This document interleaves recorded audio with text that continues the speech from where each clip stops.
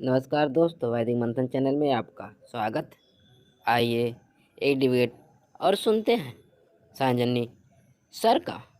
आपको डिबेट करना है? हाँ, नमस्ते जी। हाँ जी, नमस्ते जी। डिबेट करना आपको? हाँ जी। कीजिए डिबेट, बोलिए। जैन धर्म में 24 तीर्थंकर हुए हैं कहा जाता है, तो सच में 24 तीर्थंकर हुए थे या इन्होंने काल्पनिक लिख दिया है? देखिए, 24 तीर्थंकर का तो कोई एविडेंस है नहीं, ठीक है। और वो लोगों का क्लेम है, बस वो लोग कहते हैं। वो भी क्लेम जैसे बुद्धिज्म में आता है ना, उनके त्रिपिटक में बुद्धिज्म के आता है 28 तीर्थंकर की बातें आती है, मतलब 28 पूर्व बुद्ध की बात आती है। तो उसमें एक निगंठनाथ पूत का भी जिक्र आता है, जिनको कहा जाता है कि इन्हीं यही शायद इन्हीं को बाद में महावीर वर्धमान कहा जाने लगा, जैन कहा जाने लगा। तो वहां पे तो कहीं जिक्र नहीं आता है कि उनके कोई पहले 24 तीर्थंकर थे, या निगंठनाथ पूत जो हैं वो 24 तीर्थंकर की किसी परंपरा से आते थे। उसमें तो ऐसा कहीं मेंशन नहीं मिलता है। तो उसका एविडेंस मांगना पड़ेगा कि अगर एविडेंस होगा तो माना जाएगा, अगर एविडेंस नहीं होगा तो पता नहीं चलता फिर। जो बुद्धि धम्मपद है उसमें मिलावट हुई है क्या? उसमें पुनर्जन्म के बारे में बताया जाता है, मोक्ष निर्वाण के बारे में बताया जाता है, तो उसमें मिलावट हुई है क्या? नहीं, मिलावट उस तरह से बुद्धिज्म में कोई मिलावट नहीं होती है। बुद्धिज्म का एकदम साफ कॉन्सेप्ट क्लियर है। देखिए, जो मिलावट कह रहा है वो भगोड़ा है, साफ बात समझिएगा। मिलावट वैसे नहीं होती है। दरअसल बुद्धिज्म का जो कॉन्सेप्ट है वो क्या होता है कि आगे चलकर समय समय पर उसको लोग क्या करते थे, कुछ चीजें ऐड करते थे। वो कोई दूसरा कोई ऐड नहीं करता था, बुद्धिज्म की ही विभिन्न ब्रांच जो है वो ऐड करती थी। तो आज जो आप धम्मपद देखते हो, ये बेसिकली माना जाता है 5वीं सदी में जो बुद्ध घोष हैं वो श्रीलंका गए थे, वहां से लेकर आए थे, वो माना जाता है धम्मपद को। अब होता क्या है कि कुछ लोगों ने एक भ्रामक फेक न्यूज फैला दिया है कि बुद्धिज्म का जो बमन है वही आज का ब्राह्मण है। तो अब क्या करते हैं, ये बात खुद वही लोग कहते हैं, बहुजन समाज से ही कई लोग कहते हैं, कई जो बुद्धिस्ट हैं वही ये बात कहते हैं। तो जब फंस जाते हैं, जब पढ़ते हैं इसको, बुद्धिज्म की किताब को, फिर धम्मपद पढ़ते हैं और फिर देखते हैं कि यार इसमें तो बमन जो है वो तो तथागत बुद्ध को मानने वाला है, फंस जाते हैं। अब तो अब क्या कहते हैं कि इन्हें मिलावट कर दिया किसी ने। फिर उनको जब समझ में नहीं आता कि बुद्ध धर्म में पुनर्जन्म क्या है, वो क्या चीज बताना चाह रहा है, तो फिर कहेंगे ये मिलावट कर दिया किसी ने। जो जो टर्मिनोलॉजी को नहीं समझ पाते हैं उसको उसको मिलावट समझ लेते हैं, जबकि बुद्धिज्म में हर एक चीज को बहुत अच्छे से डिफाइन किया गया है। और किसी भी आम व्यक्ति के लिए ये सब नहीं है कि आपको पुनर्जन्म मानना है। आप कभी सुने हैं कि पुनर्जन्म? लोग उसमें इस तरह से भले इस्तेमाल करते हैं कि अगर मैं बुद्ध जो है पूर्व जन्म में मृग थे, बोधिसत्व के रूप में थे, ऐसा लोग जातकों में इस्तेमाल करते हैं। पर इसका मतलब ये थोड़ा है कि बुद्ध जो है मृग बन के थे, नहीं थे। क्योंकि आप जातक कथा पढ़ेंगे तो उसमें कभी उनको मृग दिखाएगा, कभी उनको जो है बंदर के रूप में दिखाया जाएगा, कभी खरगोश, शेर, अलग अलग रूपों में दिखाया जाएगा, कभी बंजारा के रूप में दिखाया। एक ही राजा है बृहदत्त, उसी के राज में उनको कम से कम 500 अलग अलग तरीके से दिखाया जाएगा। तो एक ही राजा के जन्म में 500 बार वो थोड़े जन्म ले लेंगे, ठीक है ना। तो कभी कौवे के रूप में दिखाया जाएगा, अलग अलग चीज के रूप में दिखाया जाएगा। तो लोग क्या होता है ना, कॉन्सेप्ट नहीं समझ पाते बुद्धिज्म का, और न समझने के कारण से क्या करते हैं कि उसको समझ लेते हैं कि ये मिलावट है। ये मिलावट शब्द ब्राह्मणों का शब्द है, फंस जाता है क्योंकि उसने क्या किया, कॉपी पेस्ट मारा है। कॉपी पेस्ट मार के और फिर उसका गलत गलत डिफिनेशन निकाला। अब उसके पास उसका एग्जैक्ट आंसर होता नहीं है तो लगता है रोने, तुरंत फंसता है। तो अरे अंग्रेजों ने मिला दिया, मुगलों ने मिला दिया, रोने लगेगा वो। लेकिन बुद्धिज्म में कोई चीज मिलावट नहीं है, बल्कि आप उसको समझ नहीं पा रहे हैं कि बुद्धिज्म के टर्म में उसका क्या कहना चाह रहा है। ये बात है यहाँ। हाँ जी, तो ये भिक्षु लोग जो है, ये लोग पुनर्जन्म का प्रचार प्रसार करते हैं और पुनर्जन्म, मोक्ष, निर्वाण और कर्म के फल ये सब बताते हैं। तो ये क्या है? वो आप वो चीज बताइए जिससे आपको घाटा हो रहा है, ठीक है। तथागत बुद्ध हाँ, का पुनर्जन्म हुआ था, बताइए। किसका? तथागत बुद्ध का, उनके जो शिष्य लोग थे, उनके भाई थे, आनंद थे, क्या उन लोगों का पुनर्जन्म हुआ? मरने के बाद से फिर जो है वो जन्म लिए? मैंने धम्मपद पढ़ी थी, उसमें पुनर्जन्म के बारे में बताया गया था। और कहाँ जो बताया गया भिक्षु है? लोग, कहाँ कहाँ बताया गया है, जरा बताइए तो हमें। धम्मपद में जो वर्ग आते हैं उसमें बताया गया है। आप हमें बताइए कहाँ पे बताया गया है। धम्म आप पद बताएंगे में रेफरेंस के अब साथ? धम्म पद में पहला यमक वर्ग है, उसमें बताया गया है, बताइए क्या बताया गया है? उसमें पुनर्जन्म के बारे में बताया गया है बताइए उसमें क्या, वही तो पूरा बताइए ना, उसमें क्या बताया गया है? कि कर्म के हिसाब से जन्म होता है। कहाँ बताया गया है? और भिक्षु लोग जो है वो भी बताते हैं पुनर्जन्म के बारे में। नहीं, आप हमें बताया ना कि वहां पे कहाँ पे बताया गया है, तभी तो पता चलेगा। आप यमक वर्ग देखिए धम्म पद का। ठीक है, देख रहे हैं, बताइए तो उसका सूत्र तो बताइए, कौन से सूत्र में बताया गया है? आप मेरी बात समझ रहे हैं? हाँ, आप यमक वर्ग देखिए धम्म पद का। आप उसका सूत्र तो बताइए, यमक वग्गों का कौन से सूत्र में आपको बताया गया है पुनर्जन्म? पहले ही वर्ग में बताया गया है। अरे पहले वर्ग में बताया गया है भाई, तो पहले वर्ग में वो तो बताइए, सूत्र तो बताइए। सूत्र समझते हैं? सूत्र समझते हैं कि नहीं समझते हैं? हाँ, समझते हैं सूद। सूत्र समझते हैं तो बताइए कौन से सूत्र में बताया गया है, तभी तो ओपन करके दिखाया जाएगा ना यहाँ पे कि कहाँ पे आपका पुनर्जन्म बताया गया है। जब तक आप सूत्र नहीं बताइएगा तो उसमें तो बहुत सारे सूत्र हैं। कौन से सूत्र का बताइए? ये आपके सामने धम्म पद खुला है, ये मकवक्को। अब बताइए किस सूत्र में आपको पुनर्जन्म दिया है? आप ब्राह्मण वर्ग देखिए, अब उसमें यमक बताया वग्गो गया है। पहला, अब यमक वग्गो पहला वर्ग था, अब यहाँ से आप सीधे ब्राह्मण वर्ग में पहुंच गए। हाँ, तो वहां पे ब्राह्मण यहाँ वर्ग देख, क्या है? ब्राह्मण वर्ग क्या है वहां पे? यहाँ पर पूरे धम्म पद में कर्मों के बारे में, उसके फल के बारे में और पुनर्जन्म के बारे में ही बताया गया है। जातक कथा कभी पढ़े हैं आप? आप पढ़े हैं? क्या होता है उसमें? जातक कथा में अतीत कथा क्या होती है? जातक कथा में बोधिसत्व के पिछले जन्मों में किए हुए कामों के बारे में बताया जाता है। ठीक है, बताया जाता है ना, तो उसमें जो बताया जाता है तो वो तो उनका पिछला जन्म होगा, है ना? हाँ, ठीक है, तो ये बताएं कि कौन सा राजा रहता है जिसके राजकाज में इतने 543 बोधिसत्वों के जन्म होते हैं? बोधिसत्व लोगों का भला करने के लिए बार बार जन्म लेता है। बोधिसत्व पारमिताएं पूर्ण करता है। मतलब पारमिताएं पूर्ण बोधिसत्व करता है, लेकिन राजा तो बृहदत्त है ना। बृहदत्त राजा में कभी मृग के रूप में आते हैं, कभी बानर के रूप में आते हैं, कभी इंसान के रूप में आते हैं। इंसानों में भी अलग अलग जो वंशावलियां हैं उनमें जन्म लेते हैं। कभी बंजारा बन जाते हैं, कभी जो है बिजनेसमैन बन जाते हैं। अलग अलग कुल खानदान में जन्म ले रहे हैं, तो कैसे ही पॉसिबल है भाई एक ही राजा में? तो जो बोधिसत्व का मन होता है, उनका मन होता है कि मैं लोगों का कल्याण करूं और बुद्धत्व को प्राप्त करूं। इसीलिए वो बार बार जन्म लेते हैं और लोगों का कल्याण करते हैं। नहीं नहीं, कैसे पारमिताएं लेते हैं? पूर्ण, चलिए उसको क्लियर, थोड़ा क्लियर समझाइए, कैसे जन्म कैसे लेते हैं, समझाइए ना आप हमें। उनके मन में मन से ही जन्म लेते हैं। मन से जन्म लेते हैं? मन से कैसे कोई जन्म ले हाँ, लेगा भाई? मन से ही वो अपने आप जन्म ले लेते हैं। बोलिए ना, कैसे मन से बोधिसत्व कैसे जन्म ले लेते हैं? बोधिसत्व के अंदर चेतना होती है कि मैं पारमिताएं पूर्ण करूं। 10 पारमिताएं है ना। कोई मृग में जन्म लिया है तो वो कौन सा काम करेगा भाई? कौन सी पारमिता पूरा कर लेगा? तो ऐसे ही बोधिसत्व जन्म लेके विहार करते रहते हैं, किसी भी इसमें जन्म ले लेते हैं बोधिसत्व। तो वही तो पूछ रहा हूँ, आपने अभी जो जो कहानियां गढ़ी है कहाँ से पढ़ के आए हैं आप? तो ये जो आप हमें पढ़ के आए भंते हैं, नहीं भंते जी, आप अपना क्या रिसर्च करके आए हैं बताइए आप हमें। ये जितनी आप बातें मेरे बता पा, रहे हैं, आप जातक कथा पढ़ के आए हैं, जातक कथा में क्या कहानी कैसे शुरुआत होती है बताइए तो आप हमें। उसमें बताया जाता है कि बोधिसत्व है, उनके सामने हम्म। परेशानी आ जाती है और वो ठीक है, बताते हैं। क्या बताया जाता है? बोधिसत्व के सामने परेशानी आ जाती है और बोधिसत्व परेशानी को हल करते हैं, उसको सुधारते हैं, लोगों का कल्याण करते हैं बोधिसत्व।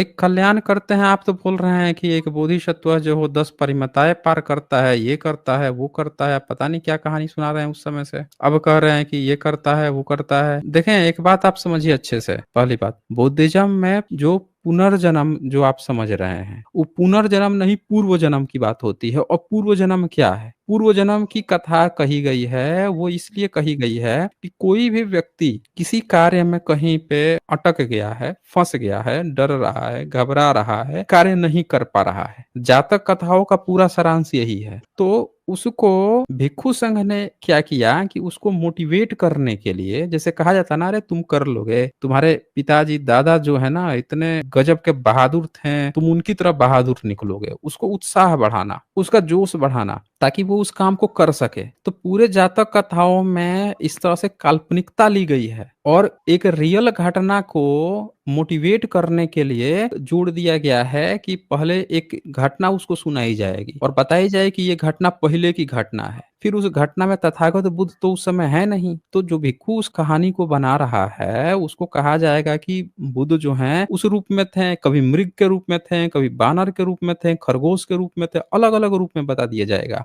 फिर उससे एक कहानी चूज की जाएगी और जिसमें ये दिखाया जाएगा कि उनमें वो सबसे चतुर चालाक व्यक्ति है, जिसको बोधिसत्व कहा जा रहा है, सबसे चतुर चालाक है। और लास्ट में फिर कहलाया जाएगा, ये जब कहानी सुना दिया जाएगा, कहा जाएगा कि देखो उसमें इस काम को डन कर चुका है, काम कर चुका है। तो उस समय का वो जो सबसे चतुर चालाक व्यक्ति था वो दरअसल बुद्ध ही थे, बुद्धिस्ट ही थे, बुद्ध ही बोधिसत्व बन के जन्म लिए थे। वो इसलिए कहा जाएगा ताकि उस व्यक्ति का उस कहानी पर बिलीव हो सके कि हाँ ये बुद्ध से जुड़ी हुई घटना है। अगर वो नहीं जोड़ा जाएगा तो नीरस हो जाएगा, है ना। जैसे आप देखें कि आपने कोई कंपनी खोली, कंपनी का आप प्रचार करवाना चाहते हो, तो कंपनी का प्रचार कैसे करवाओगे? आप चाहो तो किसी भी व्यक्ति का कर लो, खुद ही चाहो तो प्रचार करने लगो, लेकिन आपकी बात कौन सुनेगा? या किसी भी नॉर्मल व्यक्ति जिसको कोई नहीं जानता है उसको बात कौन सुनेगा? तो उसके लिए लोग क्या करते हैं, किसी बहुत फेमस व्यक्ति को लेकर आते हैं, उसको ब्रांड का डील देते हैं कि आप प्रचार करोगे क्योंकि आपको लोग जानते हैं, आप ब्रांडेड व्यक्ति हो, तो उससे लोग जो है इस चीज पर लोगों का विश्वास आएगा। तो बुद्ध को उस बोधिसत्व के रूप में इसलिए जोड़ा गया कि उस मृग में जो है उसमें बोधिसत्व के रूप में जन्म है, यानी वो सबसे चतुर चालाक व्यक्ति है, इस तरह से जोड़ा गया है। इसका कोई ये मतलब नहीं है कि वो उसी जन्म में ले लिए थे। तो इस तरह की चीजों को बुद्धिज्म में इस ढंग से बताया गया है, इसको कहा जाता है पूर्व जन्म। ये आपका वो वाला पुनर्जन्म नहीं है ब्राह्मणिज्म वाला कि इसमें ये कर्म किए हैं, ये कर्म में जाके उस जन्म में ले लिए। तो ये बोधिसत्व जो है, इतने सारे बोधिसत्व इतने सारे रूप में 543 का था है, 543 बार जन्म ले लिए हैं, तो 28 ही पूर्व बुद्ध क्यों है? पूर्व बुद्ध तो फिर 543 होने चाहिए थे, उससे भी ज्यादा होने चाहिए थे। जब हर जन्म हाँ में वो आ ही रहे हैं, हर जन्म में परमिताएं हैं ही, तो ऐसे इतने होने चाहिए थे। फिर क्यों 28 ही क्यों है? सोचा है कभी आपने? हाँ, बुद्ध जो है बहुत सारे होकर गए हैं, अनंत बुद्ध होकर गए आप हैं। जो है ना, आप अम्बेडकराइट हैं, बुद्धिस्ट हैं, हाँ क्या हैं? ईश्वर हाँ, मानते हैं? मैं बुद्धिस्ट हूँ। भगवान नहीं, मानते हैं? भगवान, ईश्वर, आत्मा? आत्मा नहीं होती है, मन होता है। आत्मा नहीं मानते ना? तो चलिए चलिए, बहुत आपको समझा दिया मैंने, बहुत समय दे दिया। चाहिए आप लोग पढ़ते हो नहीं, ठीक से ध्यान से देखते हो नहीं, टाइम पास करने चले आओगे बस। हाँ जी सौम्या, बताएं क्या करना चाहते हैं? जी सर, आपसे लास्ट टाइम बात हुई थी ओके। सर। मेरे घर पे ना सब रोज ही देख, और मतलब क्या होता है कि मेरी दादी ने भी ऐसे किया है कि जो आंटी सफाई करने आते हैं, मैंने उनके साथ बस मतलब थोड़ी देर बैठी थी। मैं काफी छोटी थी उस टाइम पे। मेरी दादी ने मुझे जबरदस्ती पकड़ लेके गई और पता नहीं किस चीज के छाट पे छींटे डाले उन्होंने, और बोला कि अब तुम अपवित्र हो, तो तुम्हें मतलब मेरे ऊपर काफी सारा पानी डाल दिया। और ना मुझे ना उस टाइम पे उनको डांट लगाई, मतलब मुझे डांटा कि ये क्या कर रही। इसको थोड़ा सा और क्लियर कीजिए। आपके ऊपर पहले पानी के छींटे पड़े, फिर आपको नहलाया गया या गोमूत्र डाला गया? क्या चीज आप कहना चाह रही हैं? तो गोमूत्र नहीं डाला था मेरे ऊपर, पता नहीं क्या मंत्र सा बोल के पानी से डाले पहले, फिर बाल्टी डाल दी पानी की। और मेरी दादी ने डांटा, बोला कि ये उनको टच क्यों किया। उस टाइम पे तो काफी छोटी थी, 6-7 साल की, तो मुझे समझ नहीं आया ये क्या हुआ। अब जाके समझ आया कि सब काफी ज्यादा, मतलब मेरी फैमिली भी काफी ज्यादा जातिवादी है सर। और मतलब दादाजी को भी था कि आए हुए लोगों को टोट के बताना, मतलब पुजारी है वो, तो आए हुए लोगों को सबको टोट के और इसमें हमारे मतलब जो भैया है एक SC ST में, और उनके मतलब वो ऑफिसर है, तो उनकी मम्मी आई घर पे और वो बोला हमारे बेटे के लड़का, मतलब लड़का नहीं हो रहा, लड़की लड़की हो रही। तो दादाजी से पूछने आई वो कि टोटका बताओ कुछ। तो मुझे विश्वास नहीं हुआ कि वो खुद पटवारी हैं और मतलब वो ऐसी चीज पूछ। दादाजी ने बताया कुछ गोबर मिला लेना, पेड़ के पास रख देना, ऐसी चीजों को भी वो मान रहे हैं सर पढ़े लिखे लोग भी। मुझे समझ नहीं आ रहा है कि मैं कैसे निकलूं इन सबसे, क्योंकि मुझे तो बाहर जाना सब कुछ बंद हो गया है, मेरा तो कुछ अलाउड नहीं है। अब मैं इन सबसे कैसे निकलूं, मैं खुद को कैसे आगे बढ़ाऊं सर,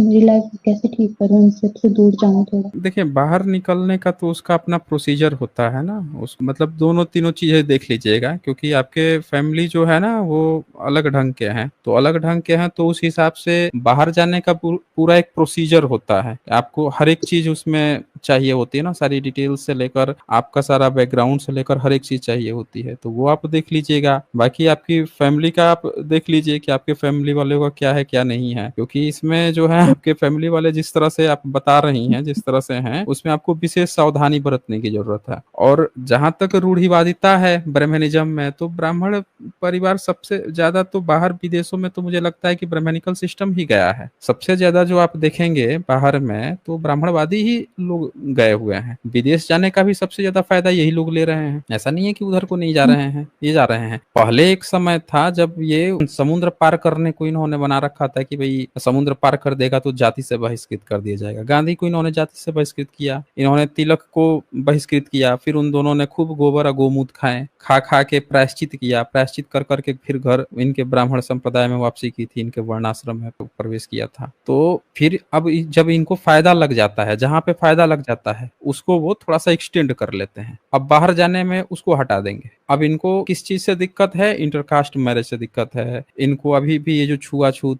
जो होता है, इस तरह की चीजें प्रैक्टिस करने में, इसमें इनको बहुत मजा आता है। तो इस पे इन्होंने काम नहीं किया। और मेन चीज क्या है कि आप देखें, इन्होंने वही चीज पे फ्लेक्सिबिलिटी ली है जहां पे इनको डायरेक्ट फायदा हुआ। जैसे पहले ये किसी दूसरे का काम नहीं करते थे, लेकिन जहां पे पैसा मिला तो वो दूसरे का काम भी करने लग गए। जब इनको विदेश जाने से फायदा हुआ तो देखिए उस ये वाला नियम में फ्लेक्सिबल हो गए कि नहीं समुद्र पार कर सकते हैं। लेकिन छुआछूत हटाने से इनको अभी कोई फायदा नहीं है, तो इसीलिए ये छुआछूत नहीं हटा रहे हैं, उसको लगातार प्रैक्टिस किए जा रहे हैं। अगर इससे उनको कुछ फायदा होता ना तो सबसे पहले छुआछूत को लात मार के भगा देते। ये हमेशा अपने ही फायदे के लिए कोई काम करते हैं, ये बात आप हमेशा याद रखिएगा। तो अब आप ये देखिए कि आप जो भी काम कर रही हैं उसमें उनका क्या फायदा है या आपका क्या फायदा है, उसमें आपको किस तरह से उसको निकलना है, क्योंकि आप जिस परिवार से हैं आप ही उसको बेटर समझ सकती हैं। आप समझे नहीं, मैंने ऐसे बोला कि बाहर जाना मतलब ये नहीं है विदेश जाना। बाहर जाना मतलब सिर्फ बाहर जाना तक अलाउड नहीं है, मतलब उस लेवल की रोक अच्छा टोक है ना कि आप बाहर एजुकेशन तक अच्छा, आप बाहर घर से ही लोगों बाहर नहीं निकलने देते हैं। ये बोल रही हूँ। ओके नहीं, तो ये तो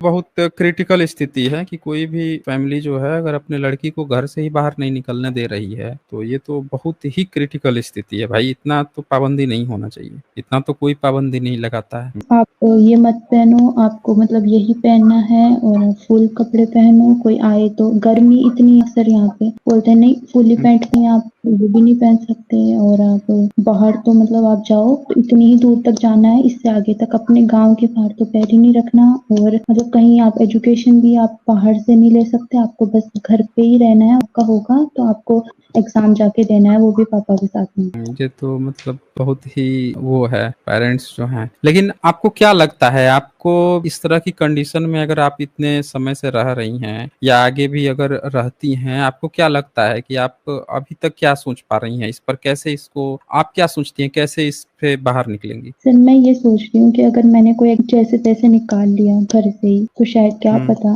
बाद में वो कैसे रोकेंगे। मैं बोल दूंगा तो अब तो मुझे जाना ही पड़ेगा। अच्छा ओके, मतलब आप ये कह रही हैं कि आप कोई अगर कम्पिटिटिव एग्जाम या कोई ऐसी चीजें निकाल लेती हैं जहां से आपको किसी बेहतर इंस्टीट्यूट या कहीं पे एडमिशन मिल जाता है तो वहां से आप बाहर निकल सकती हैं, आप ये बोलना चाहती हैं? जी सर, हाँ भी तो ठीक बहाने है, मतलब आप देख लीजिए जो भी आपको बेहतर हो, क्योंकि इस तरह की पाबंदी के तो मैं सख्त खिलाफ हूँ। मुझे नहीं लगता कि इस तरह का कोई भी अगर पेरेंट्स अगर लगाता है वो इतना सही है। और मैं नहीं जानता, पूरी बात भी मैं नहीं जानता क्या मैटर है क्या नहीं है, लेकिन जो भी बातें हैं उसमें एक बात तो सही है कि जो मैं आपसे सुन पा रहा हूँ वो सही नहीं लग रहा है। तो ठीक है, आप अपना देखिए उसमें, लेकिन कोई भी गलत कदम नहीं उठाइएगा जिससे किसी भी तरह का आपको भी नुकसान हो या घर वालों को बहुत ज्यादा नुकसान हो। इस तरह के कोई भी कदम उठाने की नहीं जरूरत है। लेकिन अपने आप को मारना भी नहीं है कि हम जो है घुट रहे हैं, इस तरह की भी चीजें में नहीं रहना है, ठीक है ना? एक बैलेंस चीजें लेनी है। जी सर, ऐसे होते हैं कई बार कि ऐसा कुछ कर लें। ऐसे कभी हुआ नहीं है ना, कुछ गलत भी नहीं किया। मतलब यही है ना सर, हमेशा से यही हुआ, दीदी के साथ भी यही हुआ था कि आपने बस अपना 12th कर लिया है, उसके बाद में आपको घर पे रहना है। यही सर मेरे साथ था कि कि अब आपका 12th हो गया है, आपको भी ऐसे ही करना है। अच्छा,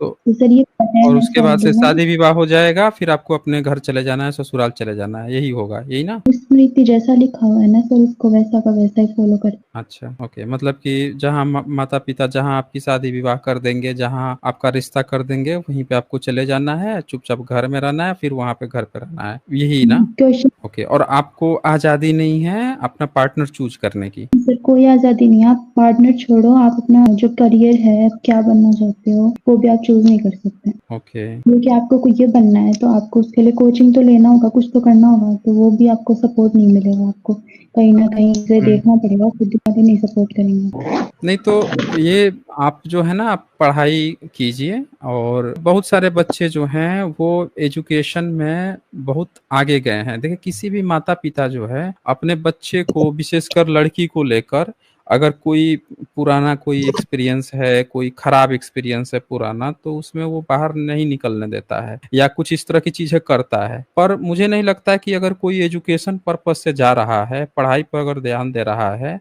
और उसमें उसका स्कोप है तो मुझे नहीं लगता कि कोई रोकेगा। तो इसमें आपने तो मुझे जहाँ तक लगता है कि ये आपका डिसीज़न सही है, पढ़ाई कीजिए, अच्छी जगह पे एडमिशन लीजिए, करियर पे फ़ोकस कीजिए, ये तो सही लग रहा है फिर। ठीक है। आज बस इतना ही, फिर मिलेंगे हम अगली डिबेट के साथ अगले वीडियो में। तब तक के लिए नमस्कार।